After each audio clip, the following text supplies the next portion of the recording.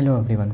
आज हम बात करेंगे पेगासस के बारे में, साइबर सिक्योरिटी ऑफ इंडिया के बारे में। इंडिया के साइबर सिक्योरिटी का क्या इतिहास रहा है, 2-3 मेजर केसेस, और यूएस का, चाइना का इंडिया की साइबर सिक्योरिटी पे क्या असर है उसका, और कैसे बाहर के देश इन्फिल्ट्रेट करते हैं अपनी साइबर सिक्योरिटी, अपना साइबर स्पेस पे, और उसके क्या क्या नुकसान हो सकते हैं, और हम पर्सनल लेवल पे साइबर सिक्योरिटी कैसे इंश्योर करें अपने पर्सनल डिवाइसेस की, ताकि हमारे डाटा या इन्फॉर्मेशन प्रोटेक्टेड रहे।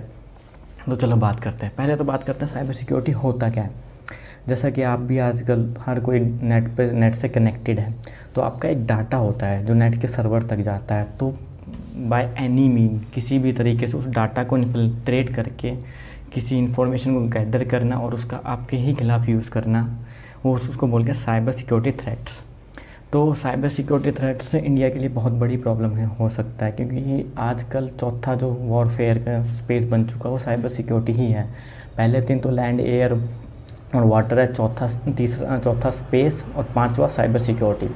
तो आजकल के जो मॉडर्न युद्ध हो रहे हैं, माना जाता है कि मॉडर्न युद्ध जो अब होंगे वो साइबर सिक्योरिटी में ही होंगे। तो इसलिए साइबर सिक्योरिटी हमारे लिए बहुत ज़रूरी है। अगर आप किसी कंट्री को एक तरह से ख़त्म करना चाहते हो तो आप साइबर सिक्योरिटी का यूज़ कर सकते हो। आप उसकी फाइनेंशियल कंडीशन को वीक कर सकते हो, वहाँ पे दंगे भड़का सकते हो, उनकी पर्सनल इन्फॉर्मेशन का मिसयूज़ कर सकते हो, उनके न्यूक्लियर पावर प्लांट्स को डिस्टेबलाइज कर सकते हो, या फिर उनके स्पेस टेक्नोलॉजी प्रोग्राम को ख़त्म कर सकते हो। तो साइबर सिक्योरिटी का इतना बड़ा रोल है आज के टाइम पे। जैसे 1900s में प्लेन का रोल था, प्लेन जिसके पास अच्छे होते थे वो वॉर जीत जाता था। तो आज के टाइम पे जिसकी साइबर सिक्योरिटी अच्छी होगी वो वॉर जीतेगा। तो साइबर सिक्योरिटी में अभी यूएस ने भी लेटेस्ट ईरान के साथ भी किया था कि उनके न्यूक्लियर इनरिचमेंट प्लांट की सारे सिस्टम्स को हैक कर लिया था स्टक्सनेट नाम के वायरस के साथ, और उनके इनरिचमेंट प्लांट को थोड़ा स्लो डाउन कर दिया था। तो साइबर सिक्योरिटी का इतना बड़ा असर पड़ता है। तो अगर आप साइबर सिक्योरिटी के बारे में जानना है और इंडिया की कंडीशन के बारे में जानना है तो आपको स्नोडेन रेवोल्यूशन के बारे में जानना ज़रूरी है। एडवर्ड जोसेफ स्नोडेन ये CIA का एक एजेंट था जिसने 2013 में बहुत सारे लीक्स किए CIA के, जिससे पता चला कि इंडिया की साइबर सिक्योरिटी किस हद तक वीक है। इसने बताया कि NSA, नेशनल सिक्योरिटी एजेंसी, जो USA की एक इंटेलिजेंस एजेंसी है, उसने लगभग 1 ट्रिलियन डिवाइसेस को हैक किया हुआ है वर्ल्ड लेवल पे। और इंडिया 5वां बड़ा देश था जिसके डिवाइसेस को US ने हैक किया था, ताकि उनकी पॉलिसी मेकिंग पे नज़र रखी जा सके, उनके स्पेस प्रोग्राम्स पे नज़र रखी जा सके। इसके कारण एक बहुत बड़ा होक्स क्रिएट होता है all around the world cyber security के बारे में, कि साइबर सिक्योरिटी कितनी ही ज़रूरी है। एडवर्ड स्नोडेन ने जैसे ही रेवोल्यूशन किया वैसे ही इंडिया की पार्लियामेंट जाग गई। तो उन्होंने 2013 में क्रिटिकल इंफ्रास्ट्रक्चर आइडेंटिफिकेशन बिल भी बनाया, एक नया साइबर पॉलिसी भी बनाई अपनी। तो उसके बाद हुआ क्या, अब हमें पता चल गया कि हमारा देश 5वें नंबर पे था जिस पे यूएस नज़र रख रहा था और जिस पे जो हमारी पॉलिसीज़ पे असर डाल सकता था। तो इस लीकेज के बाद क्या हुआ कि काफ़ी बदलाव हुए वर्ल्ड लेवल के ऊपर। पहला तो कि माइक्रोसॉफ्ट और फेसबुक जैसी कंपनियां उन्होंने अपने सर्वर्स आउटसाइड अमेरिका लगाने स्टार्ट किए, ताकि लोगों की साइबर सिक्योरिटी इंश्योर की जा सके, क्योंकि इनका नाम बहुत ख़राब हो चुका था इस रेवोल्यूशन के बाद। क्योंकि यूएस की जो CIA है वो यूज़ कर रही थी इनके सर्वर्स का पर्सनल इन्फॉर्मेशन निकालने के लिए।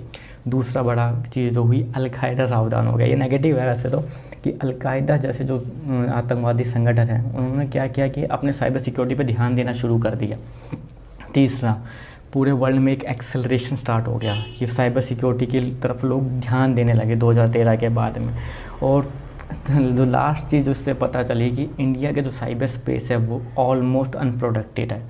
तो एडवर्ड जोसेफ स्नोडेन का रेवोल्यूशन के बाद हमें पता लगा कि हमारा साइबर स्पेस कितना वीक है। फिर 2013 में हमारा जो बिल आया, फिर इंडियन गवर्नमेंट ने अपने क्रिटिकल इंफ्रास्ट्रक्चर जो कंप्यूटर नेटवर्किंग थे वो आइडेंटिफाई किए, और उसके बाद उनके अराउंड में फायरवॉल्स बिल्ड करने शुरू की, उन पे एक्स्ट्रा प्रोटेक्शन देना शुरू किया। दूसरा जो बड़ा लीकेज, जो बड़ा साइबर सिक्योरिटी का थ्रेट हुआ था वो हुआ था कैम्ब्रिज एनालिटिका के केस के बाद।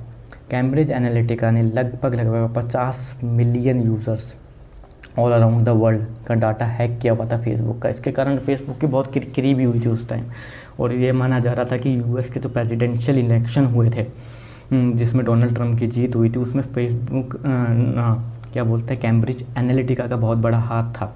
तो उसके बाद क्या हुआ कि लोगों ने यूएस में कैंपेन शुरू कर दिया कि डिलीट दी फेसबुक। फिर फेसबुक आई सामने, फेसबुक ने अपॉलॉजी मांगी, और उसके बाद इंडिया में भी इसकी बहस शुरू होगी, क्योंकि इसकी कैम्ब्रिज एनालिटिका की एक ब्रांच है OBI, ओवियन बिजनेस इंटेलिजेंस, जिसने इंडिया के अंदर भी ऐसा ही कुछ किया था। फिर कांग्रेस और बीजेपी आपस में एक दूसरे पर इल्ज़ाम लगाते रहे कि ये इनने किया, ये इनका यूज़, या ये लोग भी इलेक्शन में इनका यूज़ करते हैं। फिर इसका लास्ट में कोई नतीजा नहीं निकला, और 50 मिलियन यूज़र्स का डाटा उनके पास था। तो वो किस तरह इलेक्शन को रन कर सकते थे वो आप लोग भी जानते हैं, मैं भी जानता हूँ। अब फिर उसके बाद चाइना का इलेक्टिव रोल आता है। चाइना एक कदम और भी आगे बढ़ गया। चाइना ने क्या किया, हार्डवेयर का यूज़ किया सिस्टम को ब्रीच करने के लिए, सिस्टम की सिक्योरिटी को तोड़ने के लिए। क्या किया चाइना ने जैसे मदरबोर्ड होता है उसमें हज़ारों चिप्स होती हैं, उसमें एक चिप एक्स्ट्रा लगा दी और उसके थ्रू वो यूज़र डाटा को इन्फिल्ट्रेट कर पा रहे थे। तो उसके कारण क्या हुआ कि यूएस ने हुआवे की प्रेसिडेंट को कनाडा में रोक लिया। इसके कारण बड़ा टसल चला। तो इससे ये पता चल रहा है कि साइबर स्पेस अब सॉफ्टवेयर से हट के अब हार्डवेयर पे भी आ गया। चाइना इसका एक्टिव प्लेयर था। आप अगर एक आम आदमी, तो आप पता नहीं लगा सकते कि आपके मदरबोर्ड में एक एक्स्ट्रा चिप है जो आपकी साइबर सिक्योरिटी यानी आपके पर्सनल डाटा को चुरा के चाइना तक भेज रही है। तो चाइना एक कदम और आगे आया। तो ऐसा साइबर स्पेस में चल रहा है आज के टाइम में। ये वॉरफेयर इतना आगे तक बढ़ चुका है। अभी लेटेस्ट केस हमारा पेगासस का है। पेगासस एक स्पाइंग सॉफ्टवेयर है जो इसराइल ने बनाया, इसराइल की एक कंपनी ने बनाया। इसका रिवोल्यूशन किया फॉरबिडन स्टोरीज और एमनेस्टी इंटरनेशनल ने, कि ये वर्ल्ड के जो टॉप लीडर्स हैं, जर्नलिस्ट हैं, उनके फ़ोन को हैक करते थे और उसका डाटा पर्टिकुलर किसी आदमी को या गवर्नमेंट को देते थे, ताकि उन्हें पता लग सके कि उनका मूवमेंट किस हिसाब से चल रहा है या फिर वो क्या सोच रहे हैं। इसका इस्तेमाल कई गवर्नमेंट्स ने किया और इसके ऊपर आज बहुत बड़ा इशू भी चल रहा है इंडिया के अंदर। राहुल गांधी डेली बोलते हैं कि मेरा फ़ोन हैक्स किया गया, या फिर क्या जो पेगासस का इस्तेमाल बीजेपी गवर्नमेंट कर रही है हमारे फ़ोन को इन्फिल्ट्रेट करने के लिए। आजकल साइबर स्पेस का क्या हो गया कि आप ज़्यादा कुछ कर नहीं सकते, कि लोग हार्डवेयर का भी इस्तेमाल कर रहे हैं और सॉफ्टवेयर का भी इस्तेमाल कर रहे हैं। तो आपको एक अच्छी आईटी टीम चाहिए इंडियन गवर्नमेंट को, कि हाँ अपने आईटी सिस्टम्स को बिल्ड किया जाए, क्योंकि हर देश एक दूसरे पर नज़र रखने के लिए साइबर सिस्टम्स का यूज़ करता है, साइबर सिक्योरिटी को ब्रीच करता है। तो अब बात करते हैं कि आप क्या कर सकते हैं। देखिए, अगर हार्डवेयर का केस आया जो चाइना यूज़ कर रहा है कि आपके मदरबोर्ड में एक एक्स्ट्रा चिप लगा दी, उसका तो आप क्यों, या तो आप टेक्निकली बहुत स्ट्रॉन्ग होने चाहिए, तो कि आपको पता होगी मदरबोर्ड की फंक्शनिंग क्या है, एक चिप एक्स्ट्रा है तो उसका क्यों है एक्स्ट्रा, वो तो आपके लिए पॉसिबल नहीं है। पर आप सॉफ्टवेयर इन्फिल्ट्रेशन को कुछ हद तक रोक सकते हैं। जैसे आप किसी भी लिंक को क्लिक ना करें जिसको आप जानते ना हो, किसी भी अनजान फ़ोन को ना उठाएं जो अजीब से नंबरों से हो। तीसरा आप ये कर सकते हैं कि आपके डाटा कंजप्शन पर नज़र पर रखें, क्योंकि अगर आपके फ़ोन में कोई एक्स्ट्रा सॉफ्टवेयर है जो आपका स्पाइंग कर रहा है या आपके डाटा को इन्फिल्ट्रेट कर रहा है, तो उसका डाटा कंजप्शन भी हाई होगा। तो ये सारे सॉल्यूशंस हैं जो हम कर सकते हैं अपने एंड पर। इंडिया को अपने क्रिटिकल इंफ्रास्ट्रक्चर को बचाने के लिए एक अच्छी आईटी टीम हायर करनी पड़ेगी, क्योंकि आज का टाइम का जो वॉरफेयर चल रहे हैं वो अब नॉर्मल वॉरफेयर नहीं होंगे कि आपने सी से मार दिया, आपने हवाई जहाज़ से मार दिया या फिर आपने लैंड से अटैक कर दिया। अब लड़ाई साइबर स्पेस में आ चुकी है। तो हमारे को एक अच्छी प्रोफेशनल टीम, एक प्रोफेशनल स्ट्रक्चर बिल्ड करना पड़ेगा अपने सिस्टम्स के अराउंड। मेरे को तो यहाँ तक याद है कि 2012-13 या उससे पहले की बात है, इंडिया गूगल का जीमेल का यूज़ करता था अपने official day to day work करने के। उसका कितना बड़ा नुकसान है कि हमारी पॉलिसी मेकिंग, हमारे क्रिटिकल डिसीजंस हैं, उसका पता एक फॉरेन कंपनी को पता लग सकता है और वहाँ से वहाँ की गवर्नमेंट या इंटेलिजेंस एजेंसी यूज़ कर सकती है। जैसे कि स्नोडेन के रेवोल्यूशन में हमें पता भी लगा कि उन्होंने गूगल या फेसबुक का यूज़ किया था, सर्वर्स का यूज़ किया था इंडिया की क्रिटिकल इन्फॉर्मेशन को जानने के लिए।